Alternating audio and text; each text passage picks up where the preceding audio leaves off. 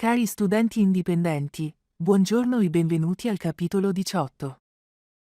Oggi ripetiamo due verbi pronominali e idiomatici, sentirsela e sentircisi. La nostra storia inizia a Roma, dove Franca, Maya, Vincenzo, Viola e Lorenzo prendono un autobus per visitare il borgo di Marco. Lorenzo, il fratello gemello di Franca, non se la sentiva di lasciare il suo lavoro, ma Franca gli aveva promesso che nella sua stanza ci sarebbe stato un grande computer con 2 schermi giganteschi. Lorenzo, incuriosito anche dal fatto che il borgo avesse internet, accettò l'invito. Non riusciva però a sentircisi a lavorare in un borgo. Ma Franca era l'unica anima viva della sua famiglia, e lui si sentiva obbligato ad accompagnarla.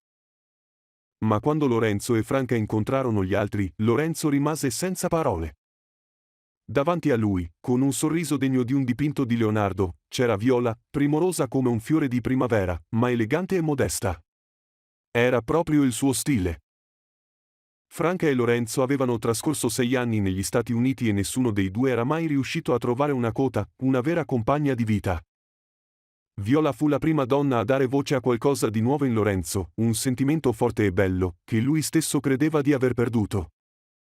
Per un attimo, quasi senza rendersene conto, Lorenzo cominciò a vedercisi accanto a lei, in una vita diversa. Quando il pullman resta fermo, nessuno ha fretta di ripartire, gli occhi di tutti sono rapiti, come se stessero leggendo una pagina viva della storia, una fiaba scritta con pietra, luce e silenzio.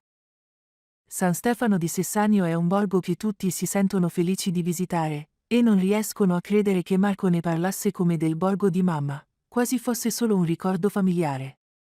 In quel momento, capiscono che per lui questo luogo non è soltanto bellezza, è radice, memoria e orgoglio. Vincenzo e Maya furono i primi a scendere dal pullman e a incamminarsi per vedere ogni angolo. Vincenzo, guardandosi intorno con un sorriso, disse: "Me la sento di lavorare qui a distanza, e mi ci sento già a mio agio." Maya, inspirando l'aria fresca e osservando le montagne, aggiunse con entusiasmo: "Sì, mi ci sento, come a casa." Le 2 capre del borgo, curiose e tranquille, si avvicinarono con calma. Quando un piccolo uccello scese lieve sul braccio di Vincenzo, le 2 capre rimasero immobili, con gli occhi sgranati, come se non potessero credere al suo coraggio. Vincenzo sorrise senza muoversi, quasi a voler rassicurare sia l'uccello che le capre, mentre Maya tratteneva una risata, pensando che in quel borgo anche gli animali sapessero riconoscere chi portava pace. Marco e Franca erano felici di parlare senza telefonini, assaporando il piacere raro di una conversazione lenta, senza interruzioni. Lorenzo e Viola, invece, si divertivano a preparare la tavola per il pranzo, poi si sedettero vicini, uno accanto all'altra, quasi per assicurarsi di non perdere quel sentimento unico di 2 anime gemelle ritrovate. Franca, col cuore che batteva veloce per la gioia, si voltò verso gli altri e, con un filo di ansia nella voce, disse: "Sì, posso vedersela di lavorare e vivere in questo borgo." Non è un borgo, è un sogno. Ecco la coniugazione di 2 verbi pronominali e idiomatici, sentirsela e sentircisi, all'interno di una frase.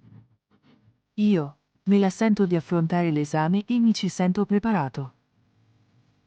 Tu, te la senti di fare questa escursione e ti ci senti al sicuro. Lui se la sente di parlare davanti a tutti e ci si sente a suo agio. Lei se la sente di cucinare per 20 persone e ci si sente contenta. Noi ce la sentiamo di organizzare l'evento e ci sentiamo motivati. Voi ve la sentite di viaggiare da soli e vi ci sentite liberi. Loro se la sentono di aprire un negozio e ci si sentono pronti.